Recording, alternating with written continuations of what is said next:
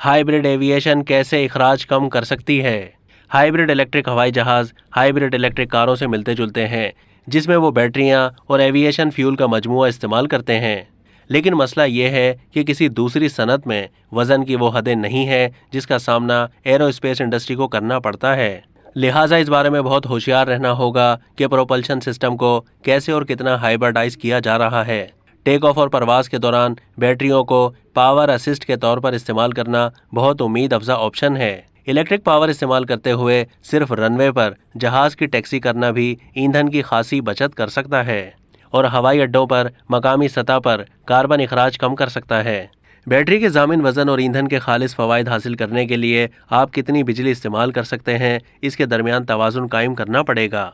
Hybrid में अभी परवास के दौरान ईंधन जलता है, लेकिन ये जेट ईंधन पर मुकम्मल इन्हिसार करने से काफ़ी कम हो सकता है। बड़े जेट तैयारों के लिए हाइब्रिडाइजेशन एक वस्त मुद्दती ऑप्शन हो सकता है, लेकिन इलाकाई तैयारों के लिए एक करीबुल मुद्दत हल साबित हो सकता है।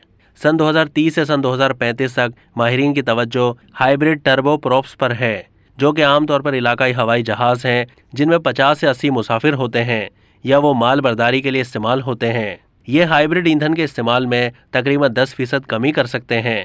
इलेक्ट्रिक हाइब्रिड के साथ एयरलाइंस इलाकाई हवाई अड्डों का ज़्यादा इस्तेमाल भी कर सकती हैं, जिससे बड़े हवाई अड्डों पर भीड़ कम हो सकती है और बड़े हवाई जहाज़ रनवे पर ज़्यादा वक्त गुजार सकते हैं।